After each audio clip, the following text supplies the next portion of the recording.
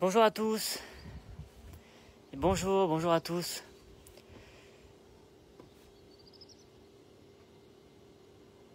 Bonjour Laurent, bonjour Jean-Luc, bonjour à Audrey, bonjour à Serena, bonjour à tous. Nouvelle petite vidéo en direct donc pour faire un petit retour sur cet épisode méditerranéen. Et aussi vous remercier pour vos très nombreuses visites sur le site internet meteogarero.fr, lancé, vous le savez, il y a même pas 48 heures, il y a à peine plus de 24 heures, et déjà plus de 30 000 pages vues sur le site internet, où du coup, vous l'avez vu, on a pu suivre l'évolution de la situation en temps réel tout au long de la journée d'hier, de la soirée et même de la nuit dernière. Alors, quelques mots sur cet épisode, donc qui, comme d'habitude, de toute façon, dans ce type d'épisode, ne se passe jamais réellement comme c'est prévu. Donc on a eu effectivement des orages fortement pluvieux qui étaient présents, mais qui sont restés pour la plupart en mer, au large. Donc c'était des foyers orageux qui se développaient en mer, qui remontaient un petit peu dans l'intérieur des terres. Et finalement, du coup, ces orages ont été très peu nombreux à l'intérieur des terres. C'est vraiment les zones littorales qui se sont faites le plus arroser. Sur les reliefs, on a eu des précipitations intenses, orageuses aussi, qui ont perduré pendant plusieurs heures. On relève du coup localement 100 à 150 mm, essentiellement sur les zones de relief du côté, par exemple, du Montégoal ou de Saint-Jean-du-Gard, même dans le secteur du Vigan. Et donc en réalité, le risque d'orage fortement pluvieux était bien avéré, mais ces orages sont restés pour la plupart en mer. En revanche, comme c'était un peu c'était vu depuis la fin d'après-midi et la soirée d'hier, avec un décalage du coup des orages vers les Bouches-du-Rhône, et c'est finalement dans les Bouches-du-Rhône où on a eu le maximum d'intensité au niveau de l'activité orageuse, et notamment encore une fois sur la bordure littorale, dans le secteur de Marignane, de Saint-Victoré. Comme vous l'avez vu, j'ai partagé un petit article il y a quelques instants sur la page et sur le site, où du coup mon confrère donc de la météo du 13 a eu des informations, des photos, des vidéos, comme quoi il y a eu une crue assez importante, même très importante, puisqu'elle est a priori décennale, du petit cours d'eau, la Cadière, donc qui se situe entre Marignane et Saint-Victoré. Voilà. Donc il y a eu des dégâts, il y a eu quelques maisons qui ont été inondées dans ce secteur, et donc finalement, vous le voyez, c'est dans les Bouches-du-Rhône que les orages se sont avérés être les plus virulents. Dans l'Hérault, dans le Gard, finalement, comme je vous le disais, donc en plaine, il y a eu très peu d'activités orageuses, quelques impacts de foudre, mais rien vraiment de bien méchant. Et sur le relief, voilà, on a eu des crues d'une intensité tout à fait classique, modérée au niveau des cours d'eau, de l'Hérault, des Gardons. Petite crue vraiment très timide aussi au niveau du Vidourle.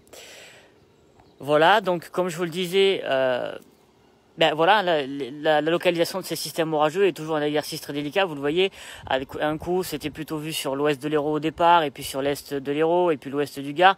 Et vous voyez que finalement les orages y restent en mer pour la plupart, en tout cas en termes de grosse intensité, puisque il y a eu de la pluie et de l'orage quasiment de partout. Mais vraiment voilà, sur les phénomènes forts et les phénomènes violents, c'est en mer que ça s'est passé, et aussi donc sur le littoral des Bouches-du-Rhône, puisqu'on a relevé 100 mm en très peu de temps, dont 60 à 70 mm en moins d'une heure, vous voyez. Donc c'est typiquement ce genre d'orage qui génère des réactions très rapides des cours d'eau, comme ça a été le cas entre Marignane et Saint-Victoré. Alors, donc l'évolution de la situation pour les prochaines heures, bon, vous le voyez, le ciel est encore bien gris, donc ici depuis Martignargues dans le Gard, et ça va rester comme ça une bonne partie de l'après-midi. Plus au sud, dans les plaines du côté de Nîmes ou même de la vallée du Rhône, et même peut-être sur le bord de mer, on pourrait avoir beaucoup plus d'éclaircies. Voilà, cet après-midi. À l'inverse, plus on se dirige vers l'intérieur des terres et près du relief, notamment du côté d'Alès, de Génolac ou encore de Barjac, on aura un temps beaucoup plus gris, beaucoup plus humide, avec même parfois encore quelques gouttes de pluie. Ça, c'est pour donc cet après-midi. Du côté de l'Hérault, on peut avoir quelques éclaircies par-ci, par-là, voilà, et en même temps quelques gouttes de pluie, mais globalement, retenez que le temps reste quand même assez maussade. Demain lundi, c'est mi-figue, mi-raisin, si je puis dire. On a en fait toujours des entrées maritimes qui sont essentiellement vraiment bien dense près du relief avec quelques gouttes de pluie. En plaine, on a par moments des éclaircies, mais des passages nuageux quand même assez denses. Voilà, quelques gouttes de pluie par endroit. C'est ça, grosso merdo, pour toute la journée de ce lundi. Dans la nuit de lundi à mardi, on a de nouveau un petit peu d'instabilité qui pourrait se développer sur le littoral héroltais et le littoral gardois. Peut-être un risque d'averse, voire d'averse orageuse. Ce risque-là pourrait perdurer peut-être même aussi mardi matin, mais c'est vraiment très très incertain. Il y a une très peu de fiabilité en réalité dans les prévisions là pour les 24-48 prochaines heures.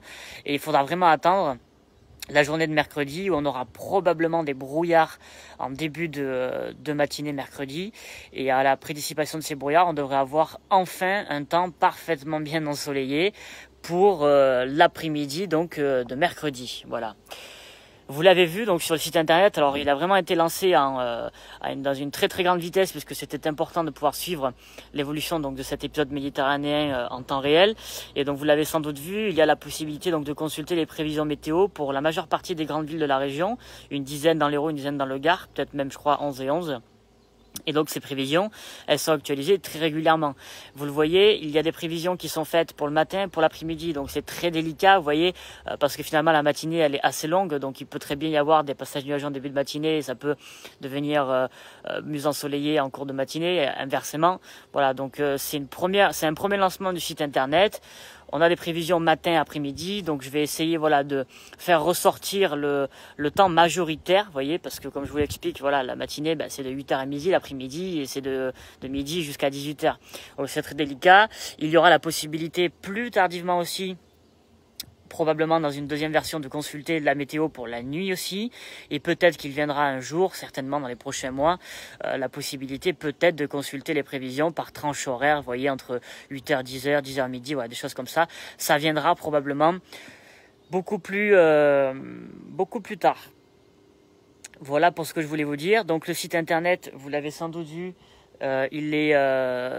il y a encore quelques petits correctifs techniques à apporter, notamment sur les versions mobiles et tablettes, quant à l'affichage de la carte de prévision, puisque comme je vous l'ai dit, ça a été vraiment le site internet, j'ai boosté et j'ai mis la pression un petit peu à mon ami développeur et à mon infographiste pour pouvoir le sortir le plus rapidement possible, parce que je voulais vraiment vous montrer donc l'intérêt de ce site internet à travers les dégradations de type méditerranéenne, pour justement voilà faire ce qui a été fait, suivre l'évolution de la situation en temps réel, informer de jour comme de nuit sur l'évolution de ces épisodes, puisqu'on l'a encore vu une nouvelle fois, hein, voilà, la localisation de ces systèmes orageux, c'est impossible, voilà, il faut être franc, il faut être clair, c'est impossible, vous voyez, c'était les littoraux, les plaines qui étaient visés, puis finalement il a beaucoup plus sur le relief, et finalement c'est sur le littoral des Bouches-du-Rhône où les orages étaient le plus actifs, et finalement même c'est en fait en mer qu'ils ont été les plus actifs.